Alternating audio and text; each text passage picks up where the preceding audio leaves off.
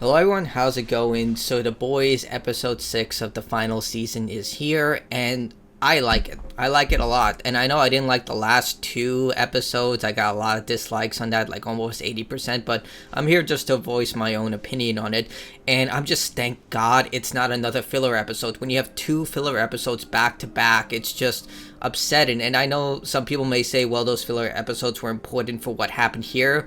I disagree. Like when I watched this episode for a second time and I thought about those filler episodes, I feel like those could have been condensed to like maybe one or two scenes or even about 3 minutes each and would have had the same impact, such as Black Noir scene, terror scene didn't need to be there. Literally it does play on Kimiko and Frenchie's um, interaction in this episode, but for the most part all of that could have been condensed into around 2 to 3 minutes. But this episode I really liked. It actually pushes the story forward. Thank God we're not pulling a Borderlands 4 situation where they constantly say this great war is coming, or princesses in another castle situation. They actually stay focused on the main story. So the main story here is V1 and getting their hands on it, and most importantly trying to kill Homelander. They have replicated the virus and they're trying to give it to Homelander by sneaking into the church where he's going to do his big inauguration. And Butcher is saying we have to go for it, so is Mother's Milk. Annie is still kind of on the fence, but she also agrees. Same thing for Kimiko. They're like, you know what, we gotta do it right now, because if Homelander ever gets to V1, it's game over. Huey and Frenchie are still more apprehensive. They don't want to lose the love of their lives, but at the same time they realize they have to do this as soon as they can. So Starlight does sneak into the church, and for some reason this church has no security. Allfather is there because convenience, but he finds Annie, almost kills her, and then Huey threatens to release the virus. At that point, he calls his bluff and says, you know what, just go, because at this point there's no point of killing her. And at the same time, I don't think he wants to risk his life. He does say that Annie would die too, but he bluffs and says, you know what, she has an antidote, she won't die, but that's kind of how it ends there. Annie and Huey are kind of at odds, but they still love each other. It's more or less like Annie's accepted her fate, but Huey doesn't want her to die, but both of them are just living in the moment whatever time they have left. They have this very romantic cloud watching situation, and what could have been very just wholesome. She keeps seeing dicks in the cloud, which is very odd. Look, like, not everything needs an MCU joke. Like, you could have just kept it very humble and kind, where they just look at the clouds and say like non-sexual things. Like, almost everything is about sex, and it kind of gets tiresome eventually. But the focus here is that they're trying to find Bombsite, who has the V1, and they decide to go and find his old flame, which is a girl named Goldie. And they find her based on an old contact called the Legend, who's working at a Vought theater. He has all this inside knowledge about Vought, and he's trying to keep on the lowdown. He has a new identity. He works at a Vought movie theater. Mother's Milk tracks him down, and they basically force him into the Boys, where he's like, you know what, I gotta do this, or they're going to do something worse, because he knows Butcher is completely crazy. So they go into the retirement home for superheroes, and they try to convince her, and then they all say, get the hell out or we're going to kill you. At that point, they kidnap her, and Bombsite does come rushing out with the V1 because he's desperate. Sister Sage does join the Boys as well, because at this point it's make it or break it time. She knows Homelander is completely off his rocker. She's been trying to create a V1 based on her own knowledge, and she's been failing over and over again. It's like trial number 35, and the guy literally, again, an MCU joke, he craps himself to death. And Homelander low-key threatens her, saying, no way that Vought was smarter than you, and he's like, get it done or else. She then convinces the Deep to create a pipeline in Alaska and support it, because they are essentially going full crazy. They're going to pull out of everything, and the Middle East isn't going to be happy about them losing connections to America. So it's just like, basically, hey, we need this pipeline to ensure that petroleum flows into America through Alaska, and they force the Deep to cooperate, even though he knows deep down this will destroy the wildlife there. And as expected, Black Noir takes this as an opportunity to destroy and take revenge against the Deep. He kills billions of fish, and then, as expected, Noir gets the ultimate throwdown. Deep just kills him, and that's the end of Noir. I don't know how Homelander is going to react to this, but yeah, they just pushed each other too far and it's become this situation. As for Sister Sage, she's basically reached the point of her plan where she's getting where the getting is good, because she knows Homelander is probably going to murk her too, like he did with Firecracker. And she demands Ashley help her by stating, hey, you do this for me or else. Ashley is apprehensive about this. Sage then chloroforms Ashley and forces her other side to read Soldier Boy's mind, knowing full well that he knows what's going on with the V1. She agrees and is forced to do so, but once she finds out that Bombside has it, she decides to go second part with her plan to completely remove herself from Vought and then go and find the boys. So when they get to the facility, they find out that Goldie just doesn't want anything to do with Bombside. They kidnap her.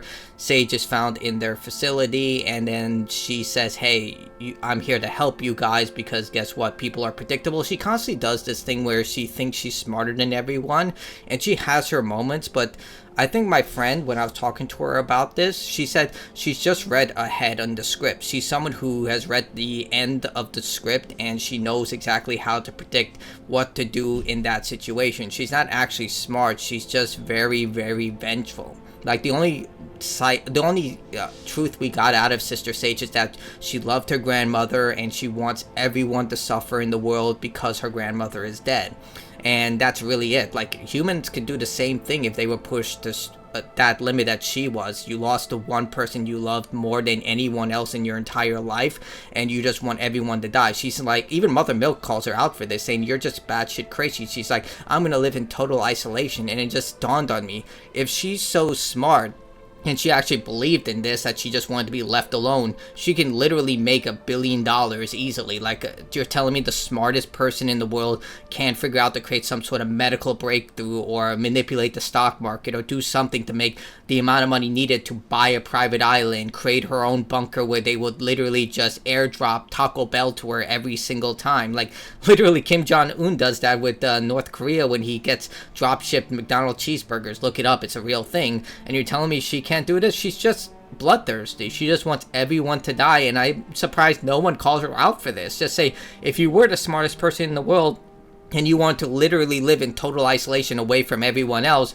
you could do it. You just choose not to. You just want blood on your hand and you want everyone to die. You're no different from Homelander. Well, in the case, Homelander is just crazy, so you can say that, but in this case, she's not crazy. She's just really stupid in that regard, and she refuses to accept who she is in that way. But they do kidnap Goldie. Bombside comes rushing, and you can see he did take the V1. He's young, he's fit, he's everything, and he does really love her. And the reason she didn't take the V1 is because she doesn't want to live forever.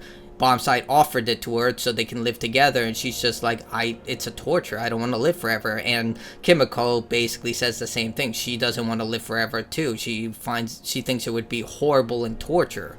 But yeah, he comes rushing and they threaten him. They say, either give us the V1 or not. At that point, Homelander is also searching for the V1 alone because him and Soldier Boy had a falling out.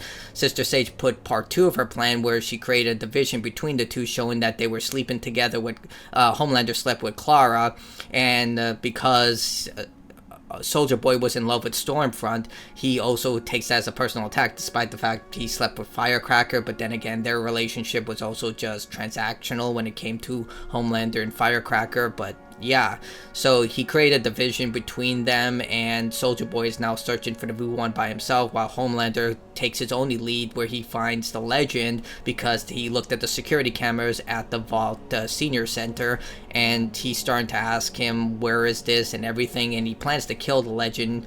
But because the Legend drops, like, at first it seems that he has a heart-to-heart with Homelander, telling him getting old is just a way of life, that everyone has their time in the spotlight and eventually we just have to deal with it. But ultimately the reason he decides to let him go is because he gives him critical piece of evidence that she was wearing one of those Life Alert necklaces that Vought gives everyone, and he uses that to track her to the shelter where they're having a fight with Bombside. But eventually they threaten her, and then Soldier Boy comes and they have a huge fight. They eventually take the fight outside because Bombside is losing badly. He doesn't stand a chance against Soldier Boy one-on-one. And at that point, Soldier Boy just decides to bargain with him. It's not because he can't kill him. He does. He can kill him. He just says, hey, I know you love her. You would do anything for her. I can take away your powers. You can live with the love of your life for whatever time you have left. Just give me the V1. And they agree. Soldier Boy takes away his powers. He gives him the V1. Homelander finds him. And it's actually pretty surprising. Soldier Boy decides to give him the V1. I mean, I guess seeing that we have like maybe 1 or 2 episodes left, I forgot how many, but obviously he's going to give it to him and the reason he gives it to him is because he said he loved Stormfront so much, he loved Clara so much that he would literally do anything for her. And despite the fact that she did not see him as this very her ideology of perfection, but she met Homelander,